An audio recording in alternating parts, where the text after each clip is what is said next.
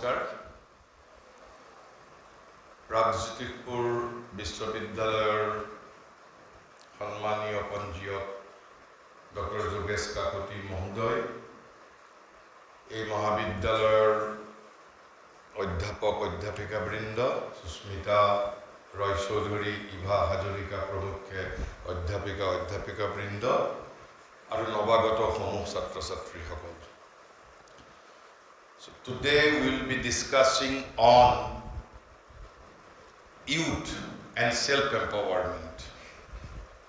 and I will be using both the language Assamese as well as English. Youth and self-empowerment. Why self-empowerment? Because in present day world we have seen movement for empowerment, but I am here to speak on self-empowerment. Atma hobolikaron. Moi hobolikaronor kotha kobole aha nai. Ami eta hisu atma hobolikaronor kotha, self-empowerment. And the youth, who is youth? Are you youth? Are you youth?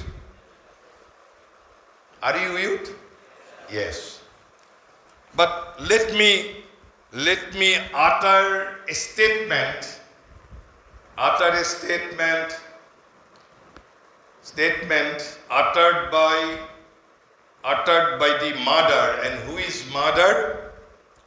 She is the spiritual collaborator of India's great sage Maharishi Sri Aurobindo. She is the spiritual collaborator whom we regard, whom we adore as the incarnation of the Supreme Divine Mother. She once said, I have known all people of 20. You are claiming yourself to be youth. But she says, I have known all people of 20. All people of 20 and young of 70. তেওঁ হেনু 20 বছৰীয়া বৃদ্ধ দেখা পাইছে আৰু 70 বছৰীয়া যুৱক দেখা পাইছে তেনেহলে যুৱক কোন? Who is youth? Who is youth then? Who is youth? কেৱল মাত্ৰ কম বয়স হলে আমি ইউথ বুলি কম নেকি? তাৰ পিছত শ্ৰী মায়ে কৈছে youth does not depend on the small number of years one has lived. যে কোনোবাই পৃথিৱীত কম সময় এতিয়ালৈকে জীৱন যাপন কৰিছে তেওঁকে ইউথ বুলি কোৱা নহব। তেনেহলে কোন ইউথ? আমি সেই উত্তৰটো দিম যে ইউথ মানে কি বা কাক আমি ইউথ বুলি বুজো আমি কম। কিন্তু তাৰ আগতে মই why we focus so much on youth? আমি বৃদ্ধ মানুহ বা বয়োজ্যেষ্ঠ মানুহৰ ওপৰত ইমান গুৰুত্ব প্ৰদান নকৰো। সকলোৱে তোমালোকক নিশ্চয় বেলেগ বক্তা আহিও ভিন্ন বক্তাই যুৱকসকলৰ ওপৰত যুৱকৰ দায়িত্বৰ ওপৰত কথা কয়। সকলোৰে ভৰসা কেৱল যুৱকৰ ওপৰত। why? Vivekananda কৈছে my faith is in the younger generation. My faith is in the younger generation. The modern generation. Out of them will come my workers. They will work out the whole problem like lions. কৈছে উদীয়মান যুৱ সম্প্ৰদায়ৰ ওপৰতেই মোৰ বিশ্বাস। উদীয়মান যুৱ সম্প্ৰদায় কিয় তেওঁৰ বয়োজ্যেষ্ঠসকলৰ ওপৰত বিশ্বাস নাই? কেৱল যুৱ সম্প্ৰদায়ৰ ওপৰতে বিশ্বাস স্থাপন কৰি গৈছে। তাৰ কাৰণ কি? শ্ৰী মায়ে কৈছে you who are young are the hope of the country. তানে বয়োজ্যেষ্ঠসকল দেশৰ বাবে তেওঁলোকে কিবা কৰিব পাৰিব সেই আশা কোনেও পোষণ নকৰে। কৈছে prepare yourself to be worthy of this expectation. এই যে সকলোৱে যুৱ সমাজৰ ওপৰত এই প্ৰত্যাশা আৰু সেই প্ৰত্যাশাৰ অনুকূলে আমি নিজক গঢ়ি তুলিব লাগিব। মই কেৱল মাত্ৰ 2-3টা মই তোমালোকৰ সন্মুখত উদাহৰণ দাঙি ধৰিছো যে আমি সকলোৱে যুৱ সম্প্ৰদায়ৰ ওপৰত ইমান গুৰুত্ব প্ৰদান কৰোঁ তাৰ পিছত শ্ৰী অৰবিন্দই কৈছে a brave frank clean hearted courageous aspiring youth is the only foundation বুলি কৈছে কেৱল যুৱ সম্প্ৰদায় বুলি কোৱা নাই যুৱ সম্প্ৰদায় বুলি কওঁতে কিন্তু যুৱকসকলৰ কেইটামান গুণৰ কথাও কৈছে কেনেকুৱা যে a brave youth a frank youth a clean hearted a courageous youth and aspiring youth you have to be clean hearted at the same time you have to be courageous you have to be frank সংকীৰ্ণ হলে নহব উদাৰ চেতা লাগিব হ'ব উদাৰ চেতা সাহসী হ'ব লাগিব তেনেহলে ইয়াৰ মাজতেই মই অলপ এটা ইংগিত দিয়া গৈছে যে এই যে শ্ৰী মায়ে কিয় কৈছে যে যুৱক মানে অকল কম বয়সীয়া যুৱক যুৱতীকেই আমি যুৱকৰ মৰ্যাদা নিদিবও পাৰোঁ কাৰণ সেইভাবে শ্ৰী মায়ে কি কৈছে যে I have known old people of 20 and young of 70 তাহলে প্ৰথমতে শ্ৰী মায়ে এটা থিওৰি ৰিজেক্ট কৰিছে যে তাৰুণ্যৰ বয়সৰ সৈতে কোনো সম্বন্ধ নাই কাৰণ 70 বছৰীয়া যুৱক দেখা পাইছে কৈছে 20 বছৰীয়া বৃদ্ধ তেনেহলে তৰুণ হবৰ বাবে ইউথ হবৰ বাবে what is the basic qualification কৈছে youth does not depend on the small number of years one has lived but মাত্ৰ দুটা কথা কৈছে but on the capacity to grow and progress প্ৰগতি কৰাৰ বাবে আৰু নিজক বিকশিত কৰাৰ বাবে যদি ক্ষমতা আছে কৈছে capacity to grow and capacity to progress যদি এজন 90 বছৰীয়া মানুহৰো যদি capacity to grow আছে capacity to progress আছে নিজকে বিকশিত কৰিবৰ বাবে অৰ্থাৎ যোৱাকালিলৈকে তেওঁ যিমান জানিছিল তাতকৈ তেওঁ আৰু আজি বেছি জানিব পৰা যদি তেওঁৰ ক্ষমতা আছে যোগ্যতা আছে even at the age of 90 she or he will be called youth আৰু 20 বছৰীয়া এজন বয়সীয়া কম বয়সীয়া লৰাই যদি কয় যে নাই মই আৰু মোৰ নিজৰ ক্যাপাসিটি মই বৃদ্ধি কৰিব নোৱাৰো মই যি বুজিলো শিকিলো হিমানখিনিয়ে তাতকে মই বেছি বুজিব নোৱাৰো then he will be regarded as an old man তেনেহলে আকৌ আমি বুজিব লাগিব what is the meaning of capacity to grow and what is the meaning of capacity to progress ইয়াত বাৰো কলে যে capacity to grow আৰু capacity to progress আমাক দুটা ফৰ্মুলা দিলে যে যাৰ মাজত এই দুটা গুণ আছে অকল সেইজন ব্যক্তিহে যুৱক but then what is the meaning of capacity to grow and what is the meaning of capacity to progress তেতিয়া শ্ৰী মায়ে কৈছে to grow is to increase এই যে আমি গ্রোইং শব্দটো কৈছো বিকশিত কৰাৰ অৰ্থ হল বৃদ্ধি কৰা to grow is to increase but what you are to increase your wealth your money no mother says to grow is to increase one's potentialities one's capacity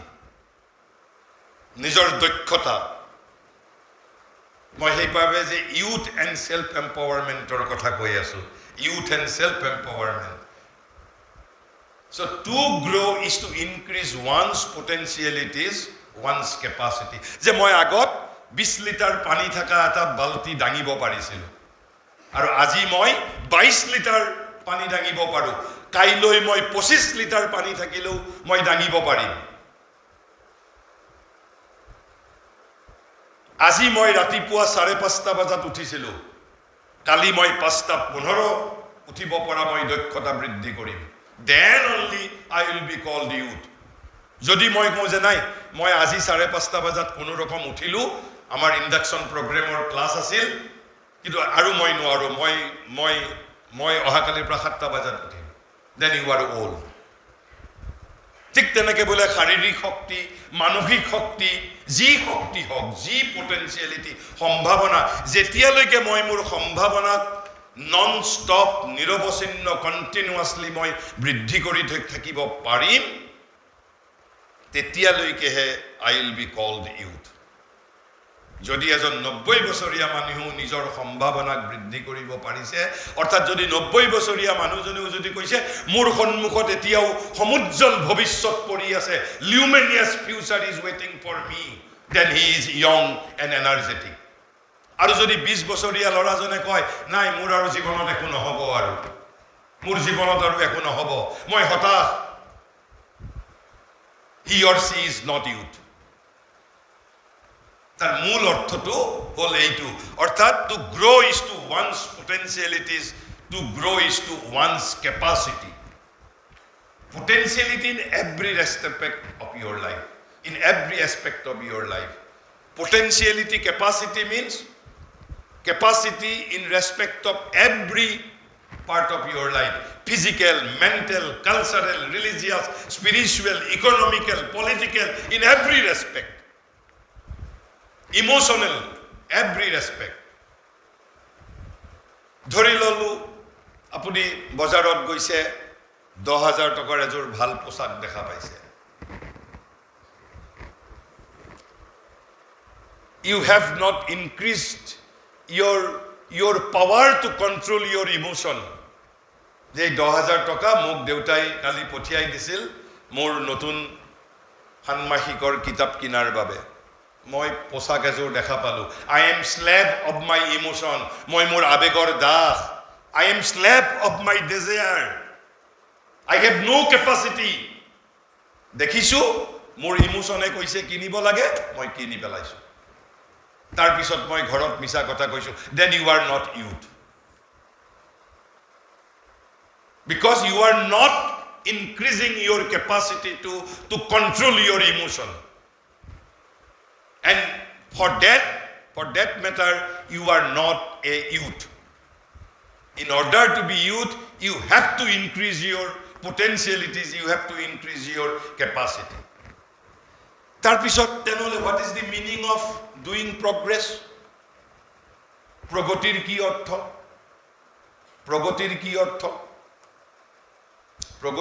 ortho yat moi shobdo to byabohar korisu progoti progress success কোৱা নাই success কিয় কোৱা নাই যদি মোৰ সময় থাকে মই এটা কাহিনী কম এটা মই success কথাটো মই কিয় কোৱা নাই মই প্ৰগতি শব্দটো ব্যৱহাৰ কৰা হৈছে ইয়া কৈছে to progress is to make constantly more perfect constant perfection প্ৰথম অৰ্থটো বুজিব লাগিব প্ৰগতি মানে হল constant perfection নিৰৱচ্ছিন্ন পূৰ্ণতা অৰ্থাৎ আজি মই ইয়াত যেটো বক্তৃতা দিছো কাইলৈ মই ইয়াত কৈও ভাল বক্তৃতা দিব পাৰিব লাগিব constant perfection যদি তোমালোকে কেতিয়াবা জীৱনত সুযোগ পোৱা যিবোৰ প্ৰতিষ্ঠিত সফল ব্যক্তি আছে ধৰা ভূপেন হাজৰিকাৰ দৰে লতা মংগেশকাৰৰ দৰে শচীন তেণ্ডুলকাৰৰ দৰে তেনেকুৱা মানুহক যদি তুমি যদি সুধিবলৈ যোৱা যে আপোনাৰ আৰু কিবা শিকিবলগীয়া আছে নে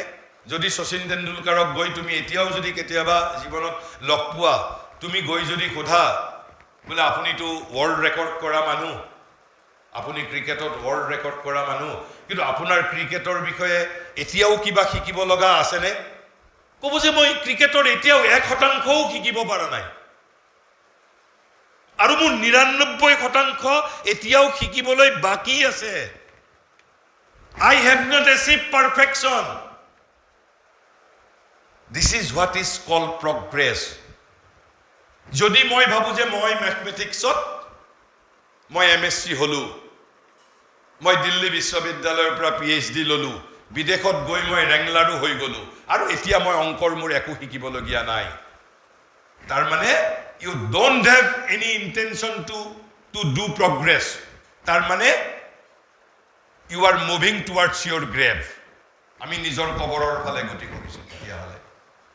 কিন্তু তাৰ পৰিৱৰ্তে যদি এজনে ক'ব পাৰে যে তিনিখন বিশ্ববিদ্যালয়ৰ পৰা তিনিটা ম্যাথমেটিক্সৰ পিএইচডি লৈছে 15 বছৰ ম্যাথমেটিক্সৰ প্ৰফেসৰ হৈছে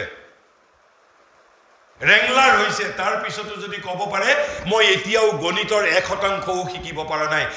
মই ম্যাথমেটিক্স বিষয়টোৰ মই এতিয়াও 99% শিকিবলৈ বাকি আছে যদি ভূপেন হাজৰিকাক লগ পালা হেতেন ভূপেন হাজৰিকাই কি জানি ক'লে হেতেন মই এতিয়াও মিউজিকৰ একো শিকিবই মোৰ শিকিবলৈ মই পাৰা নাই কিয় তোমালোকৰ মনত এটা প্ৰশ্ন উদয় হ'ব লাগে তেনেহলে কি মানুহ কোনোদিন পারফেক্ট নহবই নেকি yes perfection is an infinite concept অনন্ত পারফেকশন কোনোদিন কোনো ক'ব নোৱাৰে যে now I am fully perfected পাৰফেকশন তুমি যেতিয়া এটা পাৰফেকশনত যেতিয়া উপনীত হবা তাৰ পিছত সেই উপনীত হৈ যোৱাৰ লগে লগে তাৰ পৰৱৰ্তী পাৰফেকশনে তোমাক হাত বাউল দিব আৰু তাকেই কোৱা হৈছে প্ৰগ্ৰেছ গতিকে এই যুৱক আমি সেই সকলক কম যিজনে নিজৰ জীৱৰ দক্ষতা ইতিমধ্যে বৃদ্ধি কৰিছে সেই দক্ষতা সমূহত যদি কনস্ট্যান্ট পাৰফেকশন যদি আনি থাকিব পাৰে তেতিয়াহে he will be called youth তেনেহলে কি হল যে to grow is to one's potentialities one's capacity number 1 formula first formula second formula to progress is to make constantly more perfect the capacities that one already possesses মোৰ ধৰা মই বক্তৃতা দিব পাৰো মই কাইলৈ যদি আজিতকৈ যদি ভাল বক্তৃতা দিব নোৱাৰো তাৰমানে I am not progressing কাইলৈ যদি মোৰ যদি মই আজি যিমান দক্ষতাৰে বক্তৃতা দিছো কাইলৈ যদি মই ইয়াতকৈ অধিক দক্ষতাৰে যদি বক্তৃতা দিবলৈ নোৱাৰো তাৰ অৰ্থ I am not progressing গতিকে মই প্ৰতিটো দিনত এই যে মই ইয়াত বাণীবদ্ধ কৰিছো কিয় বাণীবদ্ধ কৰিছো মই বক্তৃতা দি মই নিজেই পিছত শুনিম যে মোৰ কি ভুল হৈ গল ইয়াতে মই সুদীৰ্ঘ 45 বছৰ বক্তৃতা দিছো 10 বছৰ বয়সৰ পৰা এতিয়াও মই প্ৰতিটো দিনত বক্তৃতা কেনেকৈ দিব লাগে মই নিজক কেৱল ছাত্ৰ বুলি ভাবো তেনেহলে শ্ৰী মায়ে কোৱা অনুসৰি তেনেহলে যে কোন ইউথ তেনেহলে কৈছে যে progress is youth at a hundreds of age one can be young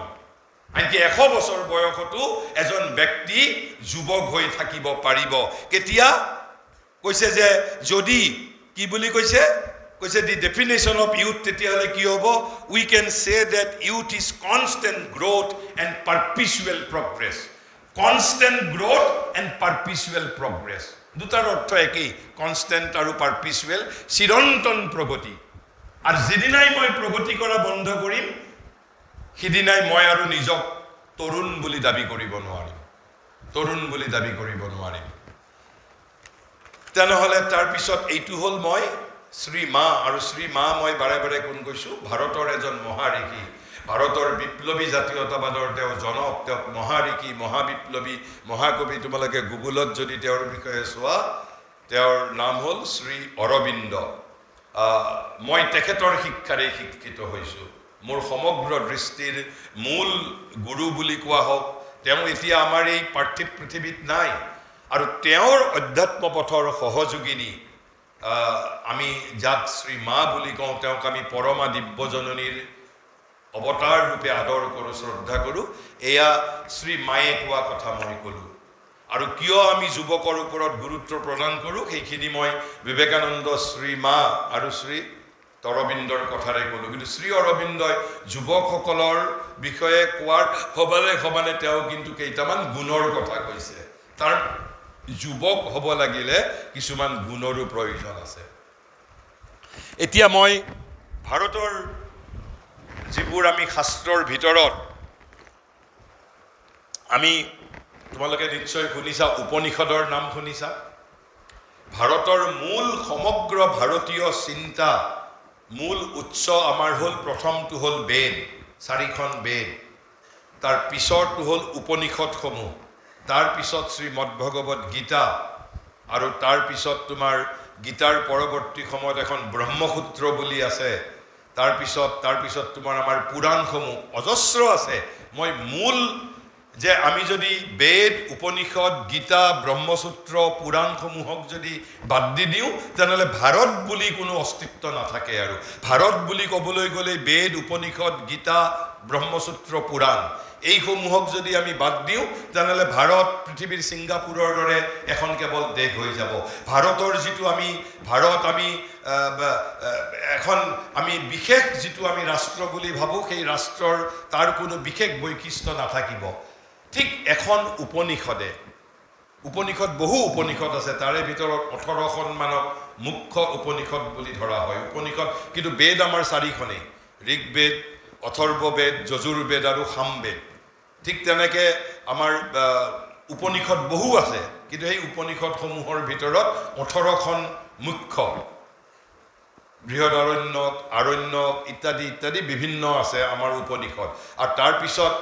ব্ৰহ্মসূত্ৰ এখনেই তাৰপিছত তোমাৰ ঠিক তেনেকৈ পুৰাণো অজস্ৰ পুৰাণ আছে কিন্তু অজস্ৰ পুৰাণৰ ভিতৰত 18খন পুৰাণ আমাৰ মুখ্য পুৰাণ ঠিক সেই ধৰণৰ এখন মুখ্য উপনিষদ সেই উপনিষদখনক কয়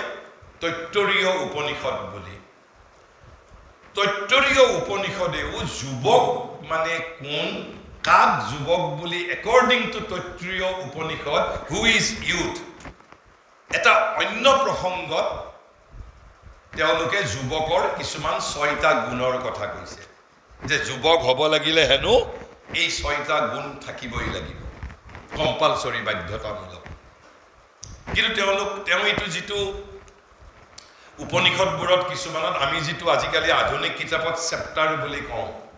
অধ্যায় বুলি কওঁ অসমীয়াত চেপ্টাৰ বা অধ্যায় বুলি কওঁ উপনিষদত এইবোৰ বল্লী বুলি কয় বল্লী মানে হ'ল অধ্যায় এই যিটো অধ্যায়টোৰ নাম হ'ল ব্ৰহ্মানন্দ বল্লী মানে তাত এটা ম্যাথমেটিক্যাল এটা হিসাব দিছে এই যে আমি ব্ৰহ্মণ বুলি কওঁ দি হাইয়েষ্ট ৰিয়েলিটি আল্টিমেট ৰিয়েলিটি এই ব্ৰহ্মণক কোৱা হয় যে তেওঁ হি or Brahman is always in a state of ananda তেওঁ প্ৰতিটো সময়তে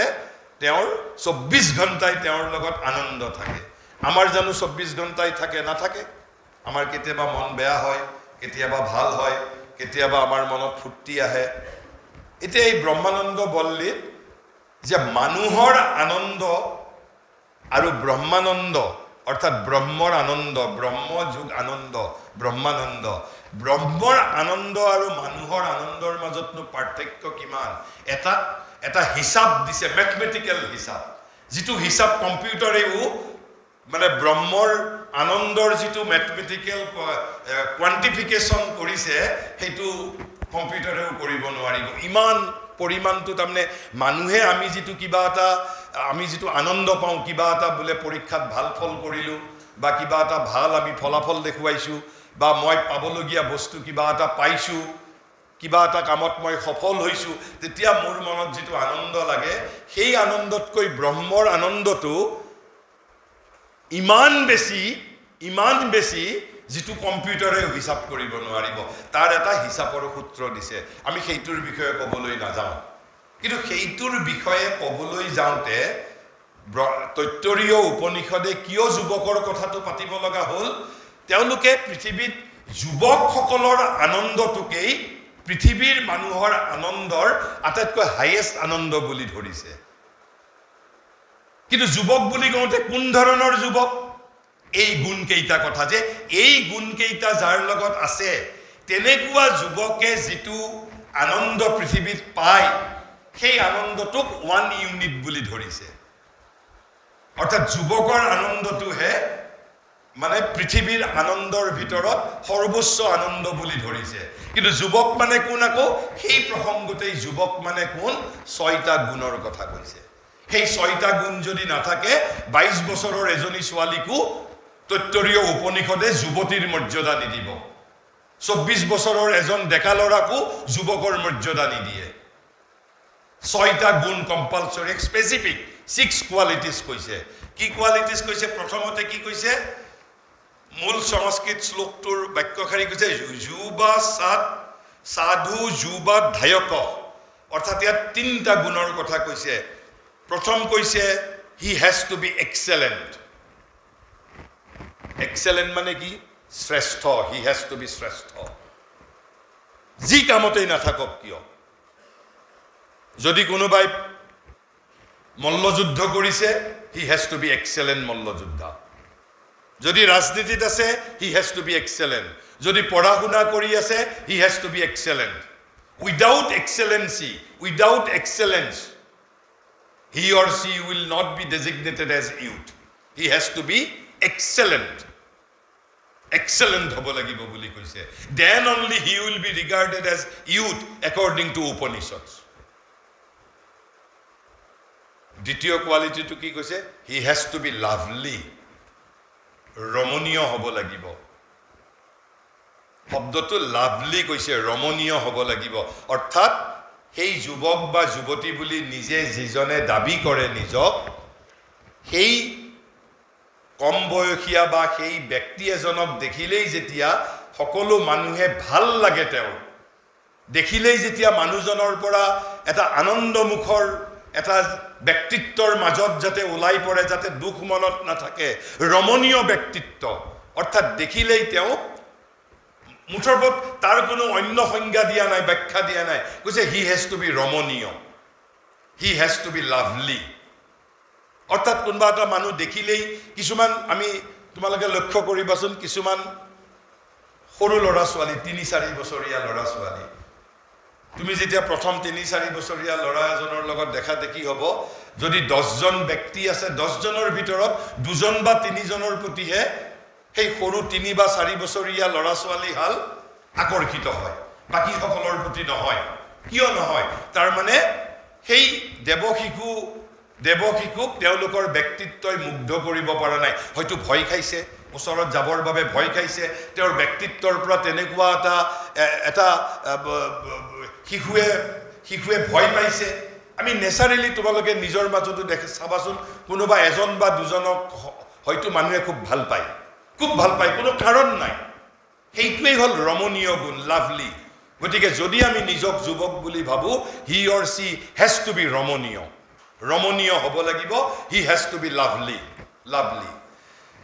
তাৰপিছত এই যে মই প্ৰথমতে এটা কথা কৈছিলোঁ যে তুমি ৰেংলাৰ হ'লা, 3খন বিশ্ববিদ্যালয়ৰ পৰা মই গণিতত PhD লৈছোঁ, মেথমেটিক্সত মই PGত একেবাৰে 100ৰ ভিতৰত 120 পাইছোঁ. নহ'ব. যদি তাৰ পিছত কয় যে মোৰ আৰু গণিতৰ বিষয়ে শিকিব লগা একো নাই, তাৰমানে he is not a life long student. তেনেহ'লে ইউথ হ'বৰ কাৰণে উপনিষদে কৈছে he has to be a great student.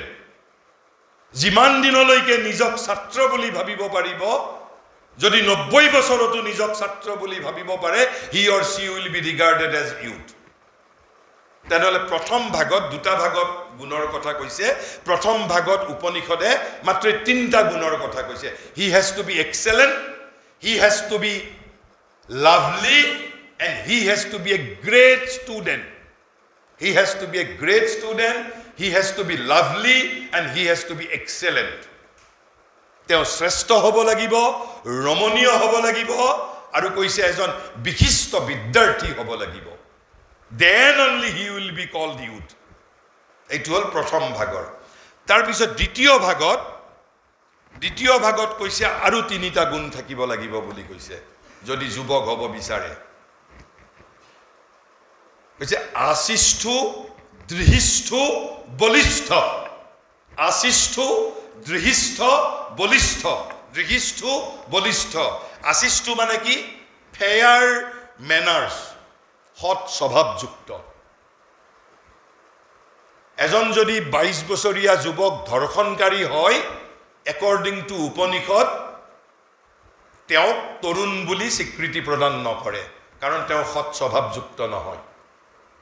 যদি যুৱক হ'ব বিচাৰিছে, যুৱতী হ'ব বিচাৰিছে, একৰ্ডিং টু উপনিষদ কম্পালচৰি, বাধ্যতামূলক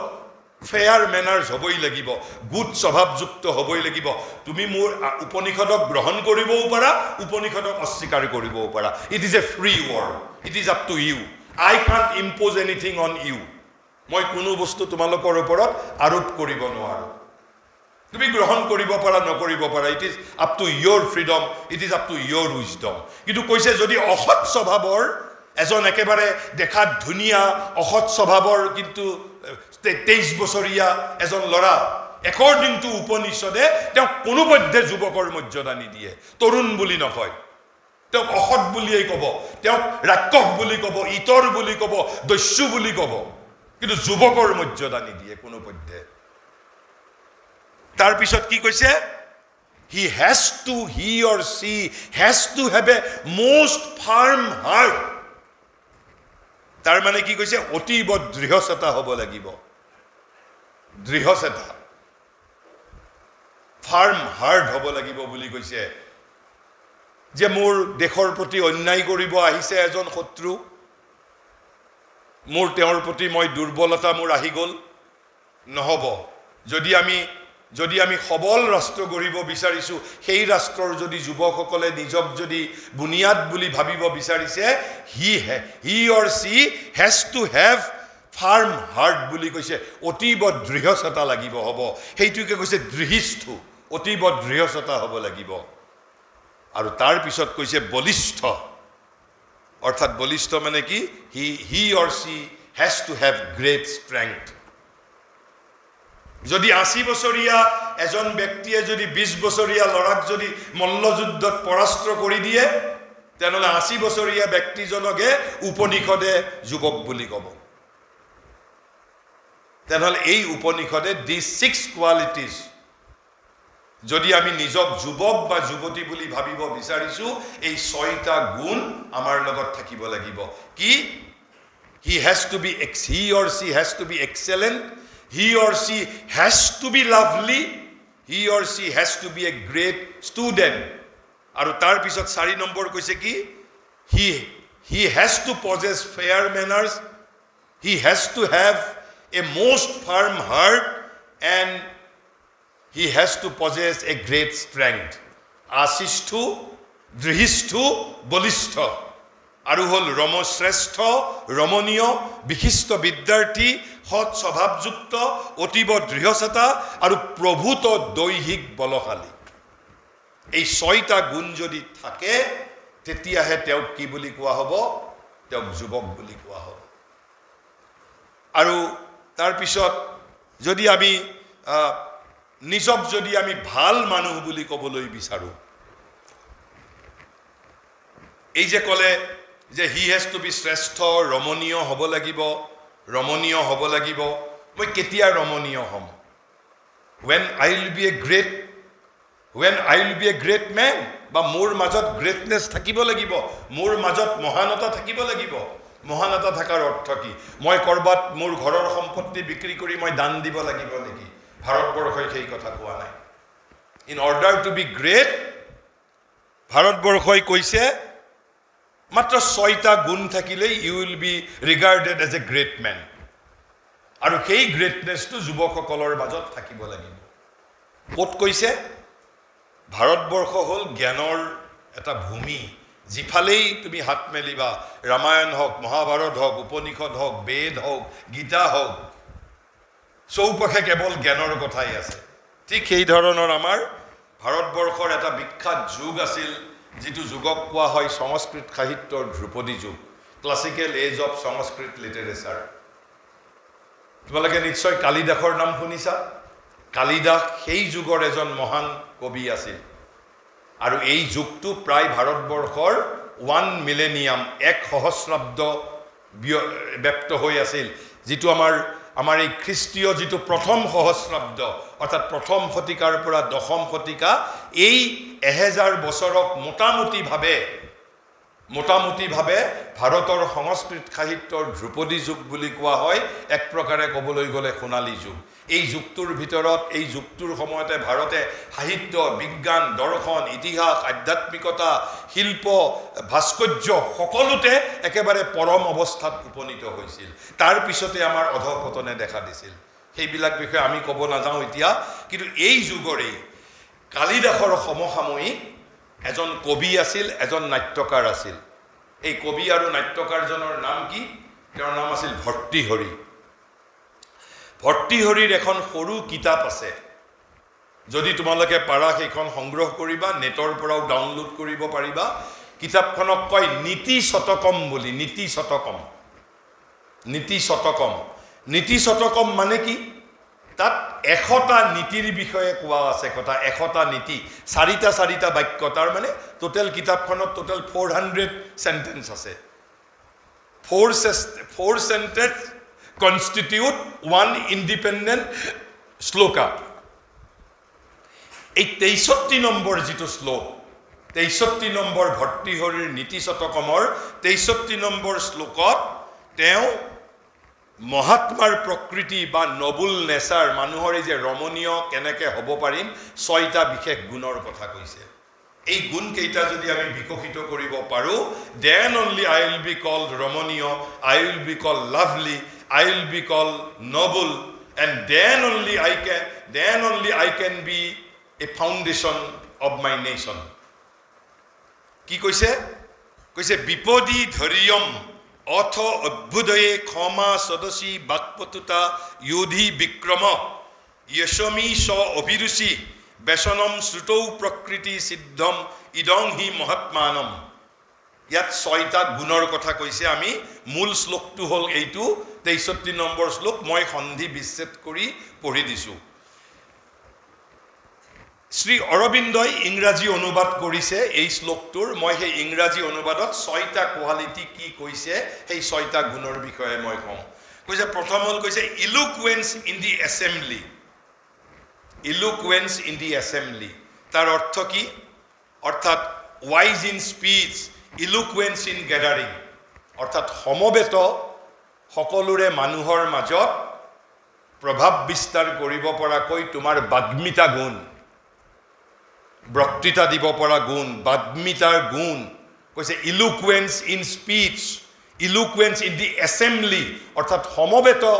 মানুহৰ মাজত আমি বক্তৃতা দিব পৰা আমাৰ যোগ্যতা আমি বিকশিত কৰিব লাগিব। কৈছে এইটো মহাত্মা। আৰু এইকেইটাকে তোমালোকে ভৱিষ্যতে যদি কোনোবাই পিছত MBA পঢ়ে, এইবোৰ বস্তুৱেই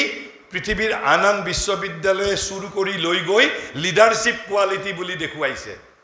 ডাঙৰ ডাঙৰ কিতাপত বস্তুবোৰ লৈছে আমাৰ ভাৰতবৰ্ষৰ পৰা, কিন্তু তেওঁলোকে একেবাৰে বম্বাষ্টিং ইংৰাজী ৱৰ্ড ব্যৱহাৰ কৰি অলপ নতুন ধৰণে ৰিপেকেজিং কৰি আকৌ আমাৰ ভাৰতীয় মানুহে কোনোবা হাৰ্ভাৰ্ড বা কেম্ব্ৰিজৰ প্ৰফেচাৰে কিতাপ লিখিছে, আমি সেইবোৰ পঢ়িছোঁ। আচলতে এয়া এই 6টা নেতৃত্বৰ গুণ, নেতৃত্বৰ গুণ, লিডাৰশ্বিপ কোৱালিটিজ। প্ৰথম গুণ কি কৈছে তেনেহ'লে? ইলুকুৱেন্স ইন দি এছেম্বলি, অৰ্থাৎ বাকপটুতা, বাকপটুতা প্ৰথম গুণৰ কথা কৈছে। দ্বিতীয় গুণ কি কৈছে? In the field the puissant arm the lion's heart. এই যে শ্ৰী অৰবিন্দই যিটো ক'লে courageous, you have to be courageous, কৈছে তাৰ অৰ্থ কি? Brave in action, brave in action, অৰ্থাৎ বিক্ৰম পৰাক্ৰমী হ'ব লাগিব বুলি কৈছে মানুহ। কাপুৰুষক ভাৰতবৰ্ষই কেতিয়াও, তেওঁ যিমানেই দান দক্ষিণা নকৰক কিয়, তেওঁ সাধু কথা কৈ নাথাকক কিয়, যদি মানুহজন কাপুৰুষ হয়, তেনেকুৱা মানুহক ভাৰতবৰ্ষই মহাত্মাৰ মৰ্যাদা দিয়া নাই কেতিয়াও। কৈছে যে তেওঁ কি হ'ব লাগিব? তেওঁৰ মাজত ক্ষত্ৰিয়ৰ গুণ থাকিব পাৰিব লাগিব, পৰাক্ৰমী দুৰ্বলক ৰক্ষা কৰিব পাৰিব লাগিব, যুদ্ধক্ষেত্ৰত পৰাক্ৰমী ধৰণত থাকিব পাৰিব লাগিব। আৰু এয়া কেৱল নেতৃত্বৰে গুণ নহয়, মহাত্মাৰেই গুণ নহয়, যুৱকসকল তৰুণৰো এইবোৰ বৈশিষ্ট্য। ভৰ্তৃহৰিৰ 63 নম্বৰ শ্লোক নীতি শতকমৰ, এইটো হ'ল 2 নম্বৰ। তাৰপিছত কি বুলি কৈছে? তাৰপিছত কৈছে proud looks unshaken in defeat, proud looks unshaken in defeat. পৰাজয় হোৱাৰ পিছতো একেবাৰে মুখত উজ্জ্বলতা থাকিব পাৰিব লাগিব। যেনেকৈ আমি এটা সাধু কথা জানো, পুৰু, আমাৰ ভাৰতবৰ্ষৰ এজন ৰজা আছিল। আলেকজেণ্ডাৰে যেতিয়া ভাৰতবৰ্ষ আক্ৰমণ কৰিছিল, যেতিয়া পুৰুক বন্দী কৰি আলেকজেণ্ডাৰৰ ওচৰলৈ লৈ যোৱা গৈছিল, আলেকজেণ্ডাৰ বিশ্ববিখ্যাত যোদ্ধা, পুৰুক সুধিছিলে যে তুমি মোৰ পৰা কেনেকুৱা ব্যৱহাৰ বিচাৰা? পুৰুৱে কি কৈছিল জানা? কৈছে মই ৰজাৰ দৰে ব্যৱহাৰ বিচাৰোঁ। বন্দী হোৱাৰ পিছতো কৈছে যে মই ৰজাৰ দৰে ব্যৱহাৰ বিচাৰোঁ, because I M a king. আৰু সেইভাবে কৈছে proud looks unshaken in defeat, অৰ্থাৎ কৈছে যে গ্ৰেসফুল ইন ডিফিট, কাৰেজ ইন এডভাৰ্চিটি, অৰ্থাৎ বিপৰীত পৰিস্থিতিটো যে এটা তুমি এটা প্ৰতিযোগী হৈছিলা প্ৰতিযোগিতাত তুমি সফল তুমি নহলা তাৰ পিছতো তুমি হতাশ হ'ব নালাগিব কৈছে কি বুলি কৈছে যে প্ৰাউড লুকস আনশেকেড ইন ডিফিট আকৌ তাৰ পিছত কৈছে কিন্তু যেতিয়া তোমাৰ জয়লাভ কৰিবা তেতিয়া তুমি অহংকাৰী লাগিব নেকি হ'ব সবকে তুমি অঙ্গুষ্ঠ প্ৰদৰ্শন কৰিব লাগিব নেকি ভৰ্তিহৰিয়ে কৈছে সেয়া নেতৃত্বৰ গুণ নহয় তেনেহলে কি বুলি কৈছে বাট মডেষ্ট কাইণ্ড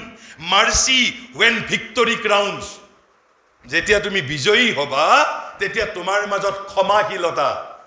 তুমি যি তোমাৰ পৰাজিত হৈছে তেওঁৰ প্ৰতি অনুকম্পা তেওঁৰ প্ৰতি সহানুভূতি তেওঁৰ প্ৰতি শ্ৰদ্ধা আৰু সেইভাবে আলেকজান্ডাৰ ওয়াজ এ বীৰ কাৰণ আলেকজান্ডাৰে পুৰুষ সেই মৰ্যাদা দিছিল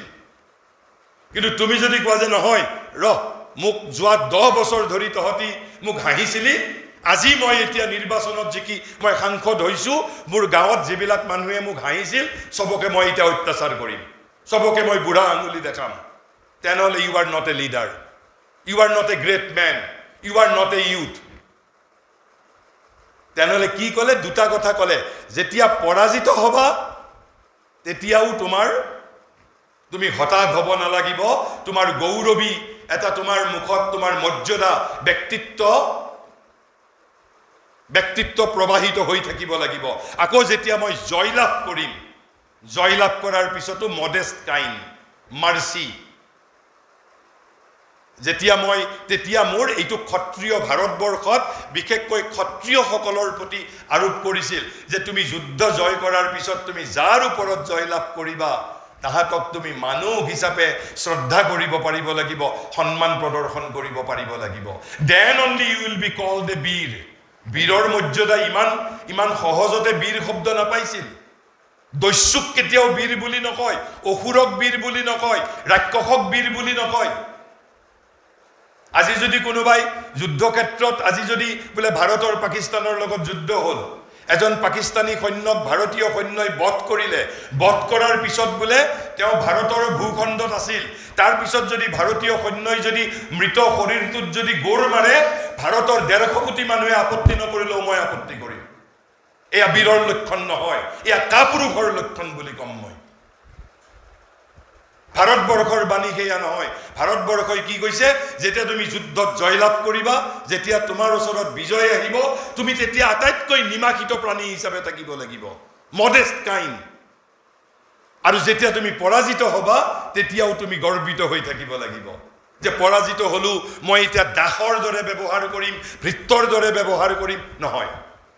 তেনেহলে এই আমি চাৰিটা গুণৰ কথা কলো তাৰ পিছত কি কৈছে এই যেটো উপনিষদে কি কৈছিলে এ গ্ৰেট ষ্টুডেন্ট ইউথ হৈ থাকিব লাগিলে মানুহজন যুৱক যেজন বিশিষ্ট বিদ্যাৰ্থী হৈ থাকিব লাগিব একেই কথা ভৰ্তিহৰিয়ে কৈছে আন বেলেগ ধৰণে কি কৈছে passionate for books high love for learning আমাৰ বৰ্তমানৰ যুগটোত আটাইতকৈ ডাঙৰ বৈশিষ্ট্য কি হৈছে আমি জ্ঞানক ভয় কৰো হয়নে নহয় বাৰু আমি কোনোবা এজন হাৰ্টথ্ৰবৰ গান শুনিবৰ বাবে ৰাতি 3টা বজালৈ আমি জপিয়াই গান শুনিব পাৰিম লাগিলে পিছদিনা আমি গোটেই দিনটো আমি শুই সময় নষ্ট কৰি দিম জীৱনৰ এটা বহুমূলীয়া এটা দিন নষ্ট কৰি দিম কিন্তু জ্ঞানৰ কথা শুনিবৰ বাবে আধুনিক যুগৰ বিজ্ঞান মনস্ক একবিংশ শতিকাৰ মানুহে আটাইতকৈ যদি কিবা বস্তু ভয় কৰে জ্ঞানক ভয় কৰে হয়নে নহয় বাৰু জ্ঞানৰ কথা শুনিবৰ বাবে জানো কোনোবা ইচ্ছুক হয় মুঠেই নহয়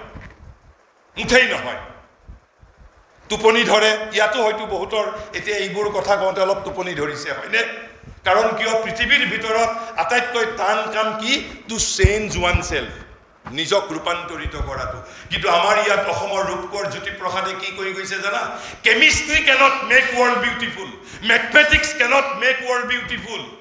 political science cannot make world beautiful economics cannot make world beautiful তেনেহলে পৃথিৱীক কোনে ধুনীয়া কৰিব পাৰে মই কোৱা নাই ৰূপকৰ জ্যোতিপ্ৰসাদ আগৰলাই কৈ গৈছে ৰূপান্তৰেহে মাথো জগত ধুনীয়া কৰে এই মোৰ গায়ত্ৰী মন্ত্ৰ মই কোৱা নাই ৰূপকৰে কৈ থৈ গৈছে আমি যদি নিজক পৰিৱৰ্তন কৰিব নোৱাৰো নিজক পৰিৱৰ্তন কৰাৰ অৰ্থ কি নৱজন্ম লাভ কৰা অৰ্থাৎ এই গুণবোৰ লৈ মই যোৱাকালিলৈকে যদি মোৰ এই গুণ নাছিল আজি এই গুণ মই বিকশিত কৰি আই হেভ টু ৰিবৰ্ন মই নতুনকৈ জন্ম লাভ কৰিব লাগিব মই অতীতক ত্যাগ কৰি মই অতীতৰ যিটো গুণ মোৰ যোৱাকালিলৈকে নাছিল আজি সেই গুণ মই নিজৰ মাজত বিকশিত কৰিব লাগিব তেতিয়াহে I can make my world beautiful আৰু সমগ্ৰ জগতক ধুনীয়া কৰাৰ অৰ্থ মোৰ দেশখনক ধুনীয়া কৰাৰ অৰ্থ মোৰ দেশখনক ধুনীয়া কৰাৰ অৰ্থ মোৰ ৰাজ্যখনক ধুনীয়া কৰাৰ অৰ্থ মোৰ ৰাজ্যখনক ধুনীয়া কৰাৰ অৰ্থ মোৰ জীৱনটোক ধুনীয়া কৰাৰ অৰ্থ আৰু সেইভাবে ৰূপ কোঁৱৰে চিঞৰি গৈছিল ৰূপান্তৰেহে মাথো জগত ধুনীয়া কৰে এটা বাক্যতে হে আৰু মাথো ব্যাকৰণগতভাৱে প্ৰয়োজন নাই কিন্তু তেওঁ ইমান গুৰুত্ব আৰু তাৰ পিছৰ শাৰীত কৈছে কি এই মোৰ গায়ত্ৰী মন্ত্ৰ তেওঁৰ আৰু কোনো মন্ত্ৰই নাই আৰু সেইভাবে নিজক ৰূপান্তৰিত কৰাটো it is more difficult than that of rocket science বুজি পোৱাও সহজ কিন্তু নিজক পৰিৱৰ্তন কৰাটো ৰকেট সায়েন্সত তাতকে ৰকেট সায়েন্স বহু ইজি ফিজিক্স বহুত ইজি কেমিষ্ট্ৰি বহুত ইজি ম্যাথমেটিক্স বহুত ইজি টান কি নিজক পৰিৱৰ্তন কৰাটো তেনেহলে আমি কেইটা গুণৰ কথা কলো ছয়টাৰ ভিতৰত প্ৰথম হল ইলোকুৱেন্স ইন দি এছেম্বলি অৰ্থাৎ বাকপটুতা in the field the puissant arm the lion's heart অৰ্থাৎ পৰাক্ৰমী বিক্ৰমশালী কোট যুদ্ধক্ষেত্ৰত মই শেষত থাকিলে নহব ভয়ে ভয়ে মই বীৰৰ দৰে থাকিব লাগিব আকৌ 3 নম্বৰ কৈছে যেতিয়া মই পৰাজিত হম প্ৰাউড লুক আকৌ কৈছে বাট মডেষ্ট কাইণ্ড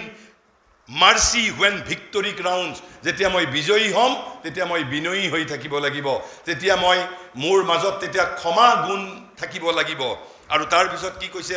5 নম্বৰ গুণটো কি হ'ব লাগিব passionate for books and high love for learning আৰু একেবাৰে শেষৰটো কি কৈছে thought to fame incline these things thought to fame incline মানে driven by noble ambition delight in fame যেতিয়া মই ভাল কাম কৰি যেতিয়া মই খ্যাতি লাভ কৰিম সেই খ্যাতিয়ে মোক আনন্দ দিব পাৰিব লাগিব এটা তুমি হয়তো কবা যে খ্যাতি পালে কোনেনো আনন্দ নাপাব অসুৰে নাপায় আনন্দ অসুৰে কেৱল যেতিয়া পাৰ্থিব তৃপ্তি লাভ কৰে তেতিয়াই তাহাতে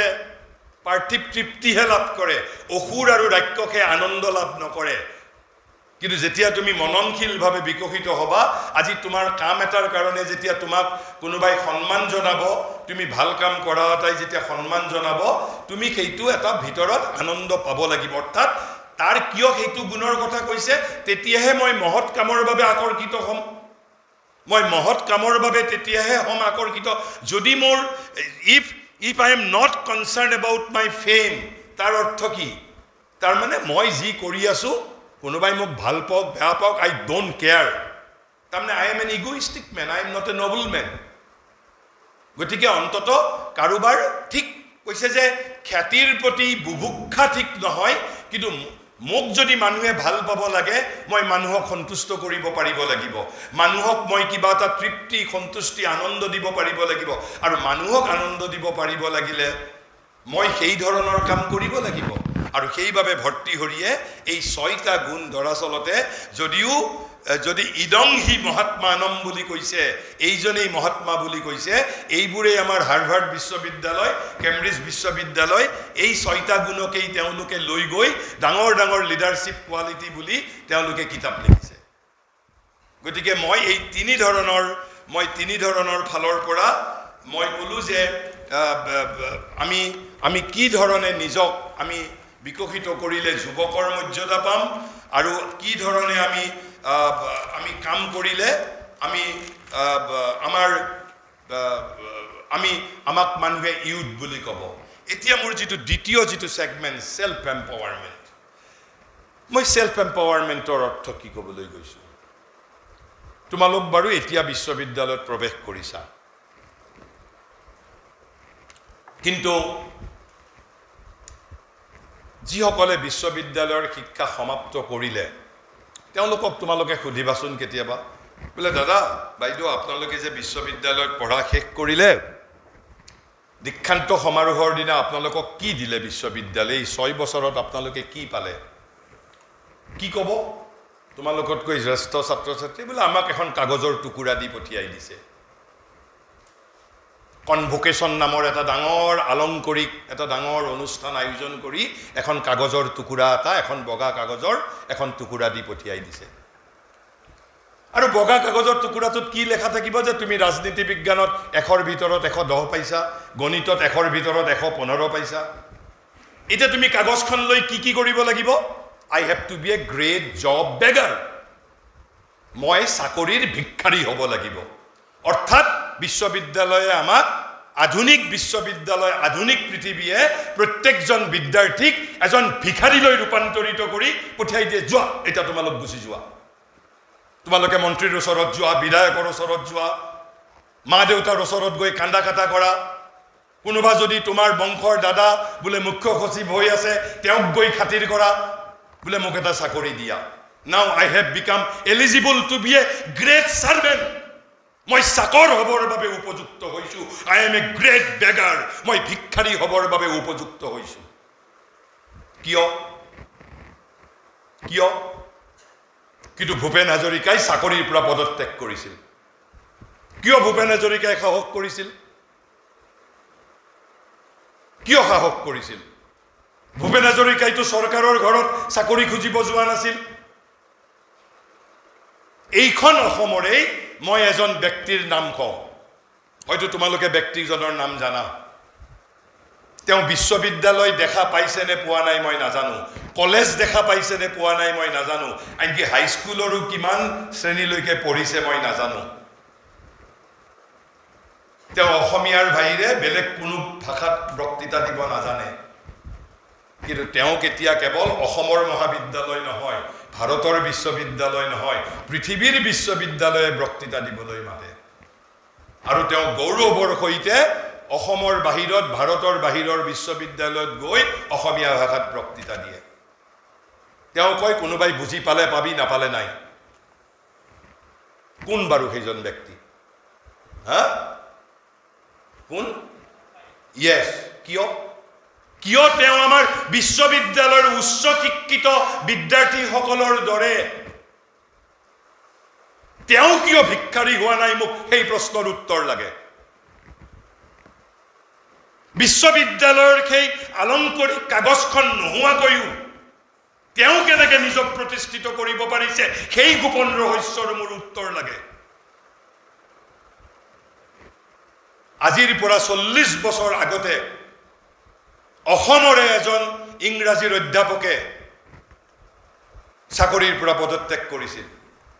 কনফাৰ্ম চাকৰি কিয় জানা in order to become a prolific writer এজন লেখক হবৰ বাবে চাকৰি পদত্যাগ কৰিছিল তোমালোকৰ মাজত কোনোবাই হয়তো যুক্তি প্ৰদৰ্শন কৰি ক'ব বোলে তেওঁ ইংৰাজীৰ অধ্যাপক আছিল লেখক হবৰ বাবে বেছি সুযোগহে পালেহেঁতেন yet he resigned and now he has become an internationally acclaimed writer তেওঁৰ কিতাপ অসমৰ প্ৰকাশন গোষ্ঠীয়ে প্ৰকাশ নকৰে তেওঁৰ কিতাপ আন্তঃৰাষ্ট্ৰীয় প্ৰকাশন গোষ্ঠীয়ে প্ৰকাশ কৰে কাৰ কথা কৈছো তোমালোকে জানা নাজানা এই যে অলপ দিন আগতে অসম চৰকাৰে লাচিত বৰফুকনৰ জীৱনী লিখিছিল যিখন ভাৰতৰ প্ৰতিটো ভাষালৈকে অনুবাদ কৰাইছে অসম চৰকাৰে মূল কিতাপখন ইংৰাজীত কোনে লিখিছিল ইট ওয়াজ ৰিটেন বাই অৰূপ দত্ত মই অৰূপ দত্তৰ কথা কৈছো যোৰহাটৰ জেবি মহাবিদ্যালয়ৰ তেওঁ ইংৰাজী অধ্যাপক আছিল তেওঁক অসমৰ যুৱক যুৱতীয়ে চিনি নাপায় পৃথিৱীৰ পাঠক পাঠিকাই চিনি পায় তেওঁৰ কিতাপ ইন্টাৰনেশ্যনেল পাব্লিশ্বাৰ সকলে তেওঁৰ কিতাপ প্ৰকাশ কৰে কিয় মই এই প্ৰশ্নটোৰ প্ৰতি তোমালোকৰ দৃষ্টি আকৰ্ষণ কৰিছো কি আমাৰ জব শিকাৰ হোৱাৰ বাহিৰে আমাৰ অন্য নিয়তি নাই নেকি মই কোৱা নাই যে তুমি জব শিকাৰ হ'ব নালাগে তুমি চাকৰি কৰিব নালাগে অৰূপ দত্তৰ দৰে তুমি চাকৰি পদত্যাগ কৰিবা ভূপেন হাজৰিকাৰ দৰে চাকৰি পালেও পদত্যাগ কৰিবা তুমি চাকৰি কৰিবা but I am not prepared to serve as a servant মই চাকৰৰ দৰে কাম কৰিবৰ বাবে প্ৰস্তুত নহয় তেনেহ'লে তুমি ক'বা যে চাকৰৰ দৰে যদি চাকৰি কৰিবৰ কাৰণে প্ৰস্তুত নহয় চাকৰি মানেইতো চাকৰ শব্দটোৰ পৰা হৈছে চাকৰৰ পৰাই চাকৰি হৈছে হয় মই সহযোগী হিচাপে কাম কৰাৰ বাবে প্ৰস্তুত as a collaborator I am prepared to serve as a collaborator, not as a servant. But then what is the difference between becoming servant and becoming a collaborator? ধৰি লোৱা কোনোবা এজন যুৱক এটা কোম্পানীত তেওঁ চাকৰি কৰে তেওঁলোকৰ কাৰ্যালয় আৰম্ভ হয় ৰাতিপুৱা 9টা বজাত ৰাতিপুৱা 9টা বজাত তেওঁ কাৰ্যালয়লৈ গৈছে যোৱাৰ লগে লগে 10টা বজাত তেওঁ সেই কোম্পানীৰ মুৰব্বী বিষয়াই মাতিলে মাতি কলে বোলে বোপাই তুমি আজি আহিছা ভাল কৰিছা তোমাৰ আজি 5টা বজাতেই তোমাৰ চাকৰি শেষ তোমাক আৰু আমাক নালাগে তোমাক আৰু আমাৰ কোনো প্ৰয়োজন নাই তুমি আজিৰ ভিতৰতে হিসাব নিকাশ কৰি তোমাৰ যি পাবলগীয়া পইচা আছে তুমি লৈ যাবা তেতিয়া যদি সেই যুৱকজনে মালিকৰ ওচৰত যদি কান্দা কাটা কৰে যে স্যাৰ মোক আপুনি খেদি নিদিব মোৰ ঘৰত ৰুগিয়া পিতৃ-মাতৃ আছে মই চাকৰিটো নহলে কেনেকে খাম কি কৰিম তাৰ মানে ইমান দিন তুমি সেই ব্যক্তিজন যুৱকজন সেই কোম্পানীটোত চাকৰ হৈ আছিল হি ওয়াজ নট এ কোলাবোৰেটৰ এতিয়া তুমি এটা বিপৰীত পৰিস্থিতি তুমি লক্ষ্য কৰা এইবাৰ যুৱকজনে গৈ পেলাই ৰাতিপুৱা 9টা বজাত কাৰ্যালয়ত যাব লাগে 9টা বজাত গৈ কৈছে যে স্যাৰ আজি মই আহিছো আজি মই 5টা বজালৈ কাম কৰিম কালিৰ পৰা আৰু মই আপোনাৰ ইয়াত কাম নকৰো তেতিয়া যদি মুৰব্বী বিষয়াই আপোনাক খুধে সেই যদি যুৱকজনক যদি খুধে যে তুমি কিয় চাকৰি বাদ দিব খুজিছা বলে স্যাৰ মোক অমুক কোম্পানীয়ে 20000 টকা বেছিকে দিব বলে ঠিক আছে তোমাক তেওঁলোকে 20000 বেছি দিব আমি তোমাক 40000 দিম বেছি তাৰ মানে কি you are indispensable for the company তুমি চাকৰ হৈ থাকা নাই you are collaborating you are contributing something that is what I mean by becoming collaborator আৰু কিন্তু কেতিয়া you can be a collaborator you have to develop এই কাগজৰ টুকুৰাত লিখি থাকা যেটো পৰীক্ষাৰ নম্বৰ সেই পৰীক্ষাৰ নম্বৰৰ উপৰি you have to develop certain qualities so that you become indispensable for your organization অপৰিহাৰ্য যে তোমাক বাদ দি সংগঠনটো চলিব নোৱাৰে and that is what I mean by becoming self empowered আত্মসবলীকৰণ जितु गुण मोर পৰা আলেকজান্ডাৰ সমাজ ৰাষ্ট্ৰ মিলিটাৰী কোনেও কাঢ়ি লৈ যাব নোৱাৰে আজি যদি এই কোম্পানীয়ে মোক চাকৰিৰ পৰা বাদ দি দিয়ে 1 ঘণ্টা পিছতে মোক আন 10টা কোম্পানীয়ে নিমন্ত্ৰণ জনাব সেই গুণ যদি মই বিকশিত কৰিব পাৰো তোমাক এই কাগজৰ টুকুৰাটোৰ প্ৰয়োজন নাই then you can become Yadav Payeng কিয় যাদৱ পায়েঙক মাতে যাদৱ পায়েঙে এখন মৰুভূমিক অৰণ্যলৈ ৰূপান্তৰিত কৰিছে and he has become self empowered empowermentor অৰ্থ কি এই যে আজি সমগ্ৰ পৃথিবী জুৰি নাৰী সবলীকৰণৰ আন্দোলন হৈছে এটা তো প্ৰচণ্ড ভুয়া আন্দোলন কিয় ভুয়া আন্দোলন আমি সবলীকৰণ মানে কি অৰ্থ কৰিছো to be empowered by society to be empowered by spouse to be empowered by law to be empowered by government ভাল কথা স্বাগতম যোগ্য কিন্তু যদি সরকারে কাইলৈ প্ৰত্যাহাৰ কৰে আজি এগৰাকী মহিলা সমাজে যেটো অধিকাৰ প্ৰদান কৰিছে কাইলৈ যদি সমাজে যদি প্ৰত্যাহাৰ কৰে দেন তেতিয়া মই কি আকৌ বেগাৰ হৈ যাম নেকি গতিকে আমাৰ নাৰীসকলক শিকাব লাগিছিল আত্মসবলীকৰণৰ মন্ত্ৰ যাতে সমাজেও কাঢ়ি লৈ যাব নোৱাৰে আইনেও কাঢ়ি লৈ যাব নোৱাৰে নেপোলিয়নেও কাঢ়ি লৈ যাব নোৱাৰে আলেকজান্ডাৰেও কাঢ়ি লৈ যাব নোৱাৰে মই আত্মসবলীকৰণৰ অৰ্থ সেই অৰ্থ কৈছো এটা প্ৰশ্ন হল প্ৰত্যেকজন মানুহ যাদৱ পায়েং হ'ব পাৰিবনে নোৱাৰিব প্ৰত্যেকজন মানুহ শচীন তেণ্ডুলকাৰ হ'ব পাৰিবনে নোৱাৰিব প্ৰত্যেকজন মানুহ লতা মংগেশকাৰ সত্যজিৎ ৰায় ভূপেন হাজৰিকা অৰূপ দত্ত হ'ব পাৰিবনে নোৱাৰিব দ্যাট ইজ দি কোৱেশ্চন নে ভগৱানৰ বাবে ভগৱানে কেৱল শচীন তেণ্ডুলকাৰকেই স্বজন প্ৰীতি কৰি পঠিয়াই দিছে যে মই অকল তোমাকেই গুণ দিছো এই যেটো ডাঙৰ ৰহস্য সেই ৰহস্যটো কবৰ বাবে মই আহিছো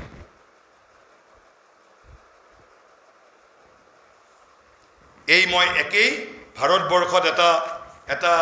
এটা সাহিত্যৰ এটা ধাৰা আছে সেই সাহিত্যৰ ধাৰাটোক কি বুলি কোৱা হয় সুভাষিত বুলি কোৱা হয় সুভাষিত বুলি কোৱা হয় এই সুভাষিতবোৰ চাৰিটা বাক্যৰ একোটা সম্পূৰ্ণ বস্তু কিছুমানৰ লেখকৰ নাম পোৱা যায় কিছুমানৰ লেখকৰ নাম পোৱা নাযায় এই যে মই আগত ভৰ্তৃহৰিৰ কথা ক'লো এইটো আসলতে এইবোৰ একোটা সুভাষিত ঠিক তেনেকৈ ভাৰতবৰ্ষত এটা সুভাষিত এটা আছে অৰ্থাৎ সেইজনৰ কোন লেখক কেতিয়া কোনে কথাটো প্ৰথম কৈছিল সেই বিষয়ে জনা নাযায় শ্লোকটো কি শ্লোকটোত কৈছে অমন্ত্ৰম অক্ষৰম নাস্তি কৈছে পৃথিৱীত এনেকুৱা এটাও শব্দ নাই যিটো শব্দক আমি মন্ত্ৰলৈ ৰূপান্তৰিত কৰিব নোৱাৰো যে পৃথিৱীৰ প্ৰতিটো ভাষাৰ প্ৰতিটো শব্দ আমি মন্ত্ৰলৈ ৰূপান্তৰিত কৰিব পাৰো কৈছে অমন্ত্ৰম অক্ষৰম নাস্তি নাস্তি মানে নাই অক্ষৰম মানে হল লেটাৰ বৰ্ণ আৰু অমন্ত্ৰম যাক আমি অমন্ত্ৰম অৰ্থাৎ মন্ত্ৰ হ'ব নোৱাৰা পৃথিৱীৰ কোনো ভাষাৰে এটাও শব্দ নাই এটাও বৰ্ণ নাই তাৰ পিছত কৈছে নাস্তি মূলম অনৌষধম কৈছে পৃথিৱীত এজোপাও এনে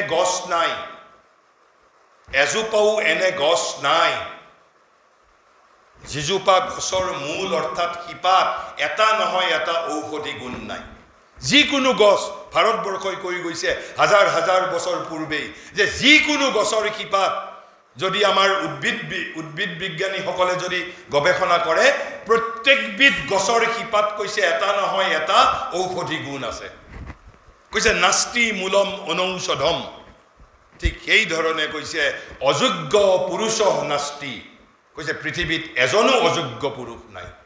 এজনো অযোগ্য ব্যক্তি নাই তেনে অভাৱ কি কৈছে যোজক তত্ত্ব দুৰ্লভ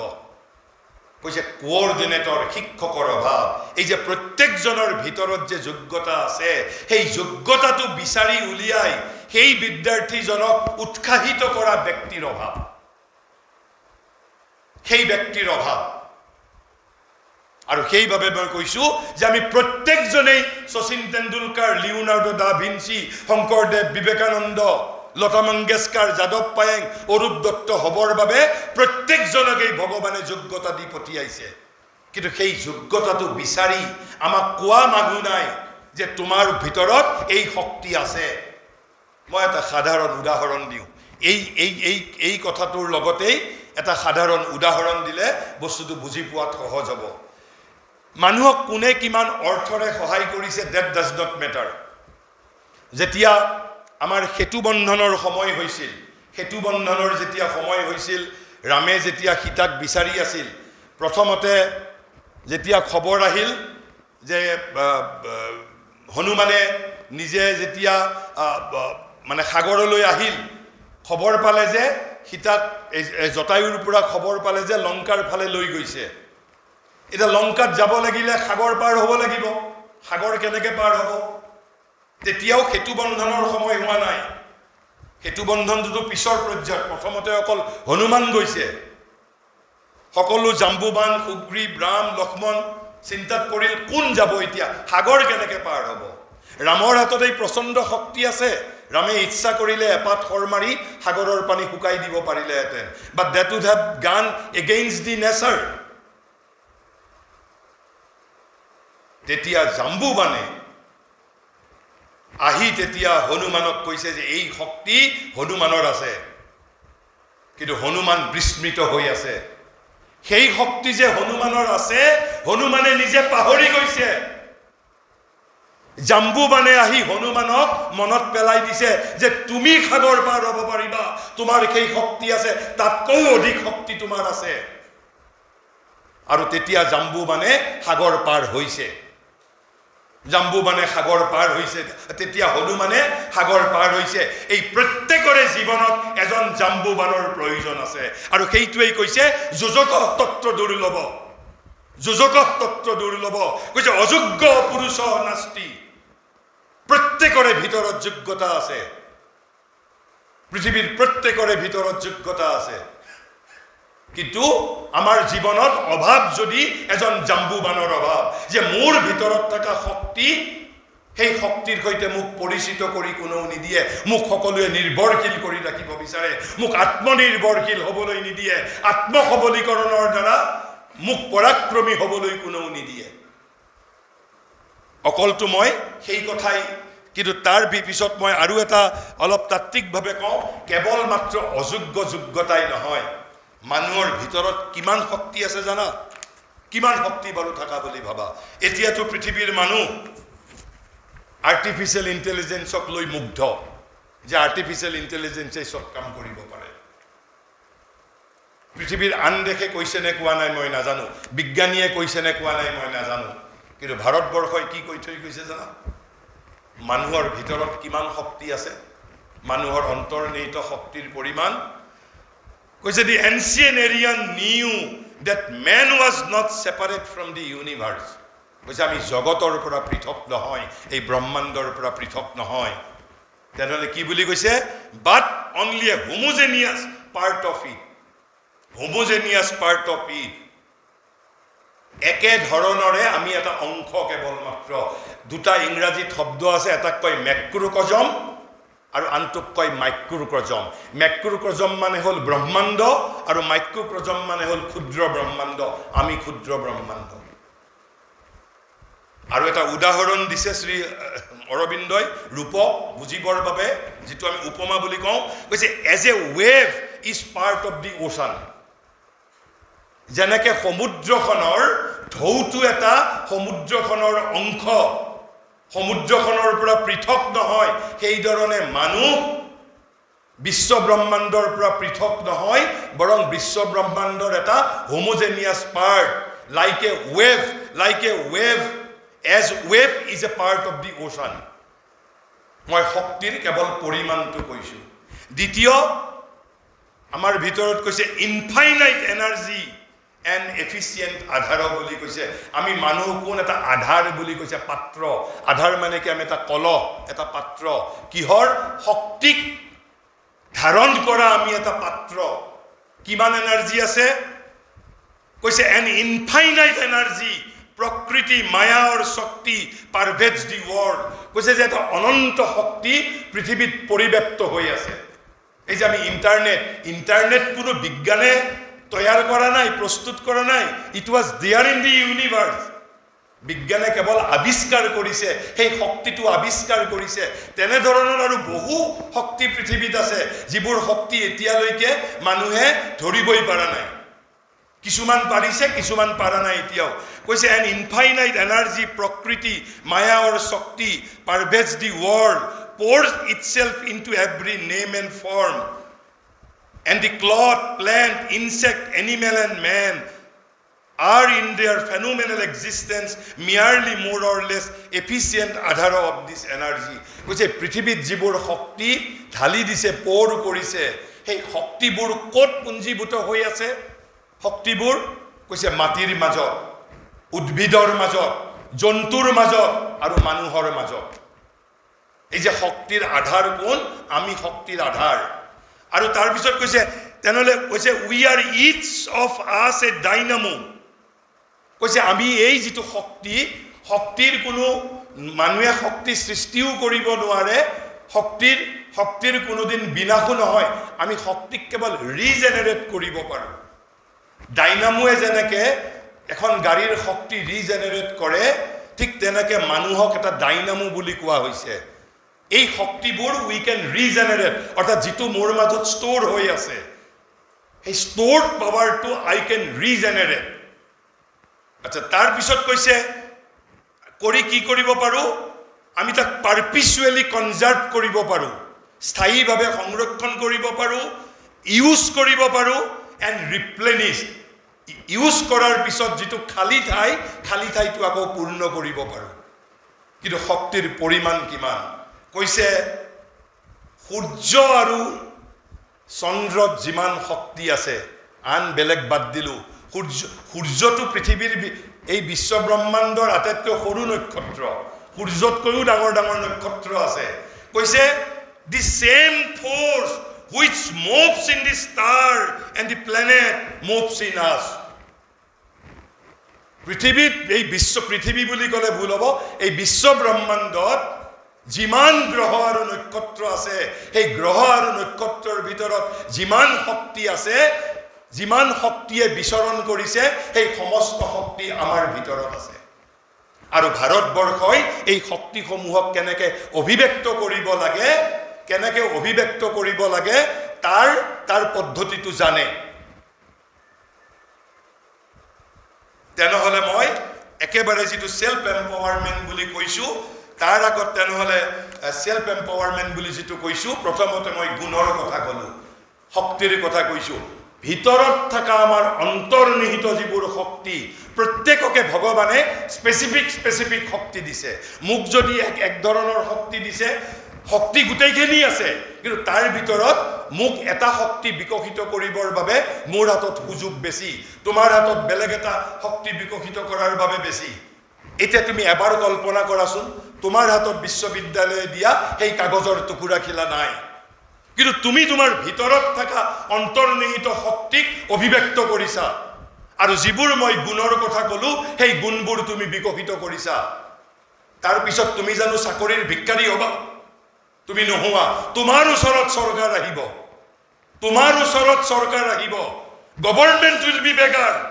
তোমাৰ ওচৰত এই ভিক্ষা খুজিব এতিয়া আমি কিয় ভিক্ষা খুজিব লগা হৈছে আমি নিজৰ গুণবোৰ বিকশিত নকৰো আমি ভিতৰত থকা শক্তি আমি অভিব্যক্ত নকৰো আমি কি কৰো in loading process of information আমি কেৱল বিশ্ববিদ্যালয়ত আহিছো ট্ৰাকত যেনেকে বস্তু লোড কৰে তেনেকে লোডিং প্ৰসেস অফ ইনফৰমেশন আৰু সেইভাবে উই ফিল হেল্পলেস যে সৰকাৰে যদি মোক যদি চাকৰি নিদিয়ে মন্ত্ৰী এমএলএ যদি মোক চাকৰি নিদিয়ে তেনেহলে মোৰ জীৱনত বাছি টিকি থাকাৰ আৰু কোনো উপায় নাই তুমি ভাৰতবৰ্ষত বহু ব্যক্তি দেখা পাবা যাৰ এখন ভৰি নাই ভৰি দুখন থকা মানুহতকৈ অধিক উপাৰ্জন কৰিছে যাৰ দৃষ্টিশক্তি নাই দৃষ্টিশক্তি থকা মানুহতকৈ অধিক সমৃদ্ধ জীৱন যাপন কৰিছে যাৰ ডিগ্ৰী নাই ডিগ্ৰী নাথাকা মানুহে বেছি সমৃদ্ধ জীৱন যাপন কৰিছে কিন্তু তাৰ বাবে অধ্যবসায় কৰিব লাগিব অধ্যবসায় যেটো পাৰ্সিভাৰেন্সৰ অৰ্থ কি এটা ৰিজল্যুশন লাগিব অৰ্থাৎ এটা অভিপ্সা যে মই অমুক কামটো কৰিমেই অকল সেইটো মেন্টাল কিন্তু অকল মেন্টাল সেইটো এটা এস্পিৰেশনে সেইটো শক্তি নহয় তাৰ পিছত আমাক শক্তি লাগিব শক্তি হল উইল পাৱাৰ সংকল্প শক্তি এই অধ্যবসায় মানে চাৰিটা বস্তুৰ সমাহাৰ এটা হল ৰিজল্যুশন ফলোড বাই উইল পাৱাৰ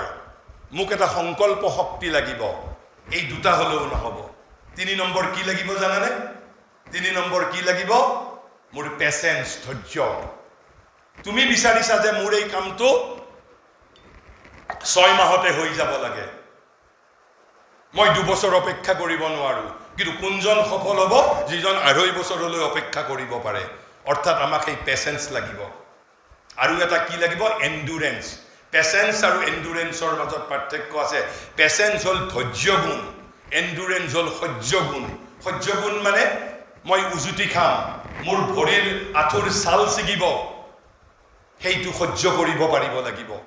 এই চাৰিটা গুণৰ সমাহাৰেই হল অধ্যবসায় যাক আমি পাৰ্সিভাৰেন্স বুলি কৈছো অৰ্থাৎ কি এটা ৰিজল্যুশন উইল পাৱাৰ পেশেন্স আৰু এন্ডুৰেন্স তেনেহলে অধ্যবসায় এই যেটো যে মই যে কৈছো যে আমি জানো কেতিয়াবালৈ instead of becoming job seeker can I become a job creator like Jamshedji Tata মোৰ আজি সময় নহব মই নকওঁ ভৱিষ্যতে কেতিয়াবা সুযোগ পালে পাম কেনেকে job creator ordinary man became job creator giant job creator মই আজি কবলৈ নাযাওঁ কিন্তু মই কেৱল মাত্ৰ অধ্যবসায়ৰ আৰু দুটা মই এটা টিপস দিছো যে অধ্যবসায় অৰ্থাৎ কেনেকুৱা আজি তোমাক মই এটা কলো যে you become a job creator instead of becoming job seeker তুমি প্ৰথমতে কবা অধ্যবসায় মানে কৈছে decision to go to the very end শেষলৈকে যোৱাৰ যেটো সিদ্ধান্ত তেতিয়া আমি যদি প্ৰথমতে কওঁ যে মই এই কামটো আই ওন্ট ডু ইট মই কৰিব নোৱাৰো মই এই কামটো আই উইল নট ডু ইট তোমাক ধৰা কোনোবাই কৰিবলৈ দিছে যে কৈছে যে আই ওন্ট ডু ইট, মই নকৰোঁ। তাৰপিছত প্ৰচেছটো অধ্যৱসায়ৰ প্ৰচেছটো তলৰ পৰা কেনেকৈ ওপৰলৈ আই ওন্ট ডু ইট, তোমাক দায়িত্ব এটা দিছে কোনোবাই যে নাই মই এইটো নকৰোঁ। যদি তোমাৰ তাত অধ্যৱসায়ী গুণটো লাহে লাহে বিকশিত হৈছে, দুদিনমানৰ পিছত তুমি ক'বা তোমাৰ ভিতৰত এটা জাষ্টিফিকেশ্যনে কাম কৰিব। কিয় মই নকৰোঁ বুলি কৈছোঁ? বিকজ আই কান ডু ইট, মই এইটো কৰিব নোৱাৰোঁ। তাৰপিছত দুদিনমান পিছত তুমি ক'বা আই ৱান্ট টু ডু ইট, মই কৰিব খোজোঁ। তাৰপিছত তুমি ক'বা ঠিক আছে মই বাৰু কৰিব খোজোঁ, but how do I do it, মই কেনেকৈ কৰিম এইটো। তাৰপিছত তুমি এদিন ক'বা yes I will try to do it, মই কৰিবৰ কাৰণে বাৰু চেষ্টা কৰিম। তাৰপিছত এদিন তুমি ক'বা আই কেন ডু ইট, মই এইটো কৰিব পাৰোঁ। তাৰপিছত এদিন ক'বা আই উইল ডু ইট, আৰু এদিন যেতিয়া আহি ক'বা য়েছ আই ডিড ইট, হয় যে মই এইটো কৰিলোঁ। অৰ্থাৎ I won't do it. So' perseverance is a journey from I won't do it to yes I did it. তেনেহ'লে আমাৰ হাতত উপায় কি? আমাৰ হাতত উপায় কেৱল মাত্ৰ প্ৰয়াস, অধ্যৱসায়। প্ৰথম শক্তি, প্ৰথম উপায় প্ৰয়াস। প্ৰয়াস নকৰাতকৈ প্ৰয়াস কৰাটোৱেই শ্ৰেয়স্কৰ। দ্বিতীয় উপায় আকৌ প্ৰয়াস। প্ৰয়াস কৰি যদি মই ব্যৰ্থ হওঁ, প্ৰয়াস নকৰাতকৈ তথাপি প্ৰয়াস কৰাটো শ্ৰেয়স্কৰ। আৰু তাৰপিছত কৈছে প্ৰয়াস কৰি যদি মই কিঞ্চিত সফলতাও পাওঁ, সেই কিঞ্চিত সফলতায়ো মোক মহান ব্যক্তিত্বৰ দিশে লৈ যাব। আৰু তাৰপিছত আকৌ শেষত মই এই ভৰ্তি হৰিৰেই এইবাৰ 29 নম্বৰ শ্লোক, 29 নম্বৰ শ্লোকত তেওঁ তিনিবিধ মানুহৰ বিষয়ে কৈ গৈছে। সেই তিনিবিধ মানুহৰ বিষয়ে কৈ মই বক্তৃতা শেষ কৰিম। এই তিনিবিধৰ ভিতৰত তুমি কোনবিধ হবা, it is up to your description. তেওঁ কৈছে কি যে পৃথিৱীত তিনি ধৰণৰ মানুহ আছে বুলি কৈছে। একবিধ নিচ, একবিধ মধ্যম, আৰু একবিধ কৈছে উত্তম। নিচ মানুহ কোন বুলি কৈছে? কৈছে পাৰভ্যতে ন খলু বিঘ্ন ভয়ে ন নিশ্চয়। তাৰ অৰ্থ কি? কৈছে যিবিলাক নিচ মানুহ, তেওঁক যদি কোৱা হয় তুমি অমুক কামটো কৰা, তেওঁ ক'ব নাই এইটো কাম মই কৰিব নোৱাৰিম, বহুত ইয়াত বাধা আছে। বিঘ্ন ভয়ে ন, যে বিভিন্ন বাধা আহিব, মই নকৰোঁ, কামটো আৰম্ভই নকৰে। সেই শ্ৰেণীৰ মানুহক ভৰ্তি হৰিয়ে নিচ মানুহ বুলি কৈছে। পাৰভ্যতে ন খলু, সেই ধৰণৰ মানুহে কাম আৰম্ভই নকৰে, প্ৰয়াসেই নকৰে। কিয়? যে বাধা বিঘিনি অজস্ৰ আছে, ক'ত বা মই বিপদত পৰোঁ। দ্বিতীয় বিধক কৈছে মধ্যম ব্যক্তি। মধ্যম ব্যক্তি কোনবিধ? কৈছে পাৰভ্য, দ্বিতীয় বিধে আৰম্ভ কৰে, কিন্তু কৈছে বিৰমন্তি মধ্যা, কিন্তু তাৰ পিছতেই বিৰতি লয়। কেতিয়া বিৰতি লয়? কৈছে বিঘ্ন বিহতা, যেতিয়া বাধা দেখা দিয়ে। বাধা দেখা দিয়াৰ লগে লগে কয় যে তাতকৈ মই কেৰাণী চাকৰি এটা কৰাই ভাল। এইবোৰ মই চেলেঞ্জ লৈ কাম কৰা মানুহ মই নহয়, মই মধ্যম শ্ৰেণীৰ মানুহ। আই কান বি এ গ্ৰেট মেন। মই কিবাকৈ জন্ম লৈছোঁ, অলপ মই বৃদ্ধি হৈছোঁ, মই আৰামছে মই মৰিব পাৰিলে মোৰ বাবে যথেষ্ট। পশুৱে যেনেকৈ আনকনচিয়াছ জীৱন যাপন কৰিছে, ময়ো তেনেকৈ কোনো ৰকম মৃত্যুলৈ গতি কৰিব পাৰিলে I will be happy. That is up to your description.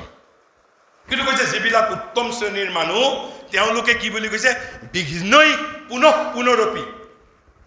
যিমানেই বিঘ্নি পুনঃ পুনৰপি, আহি থাকক বিঘ্নি। কৈছে প্ৰতিহন্য মানা, প্ৰতিটো বাধা প্ৰতিহত কৰি, কৈছে পাৰদ্ধম উত্তম জনা, যিজন উত্তম তেওঁ আৰম্ভ কৰে, ন পৰিত্যজন্তি, কেতিয়াও ত্যাগ নকৰে। গতিকে এই তিনিবিধ মানুহৰ ভিতৰত তুমি কোনজন ব্যক্তি হবা, it is up to your description. And with this note let me conclude here. Thank you and namaskar to all.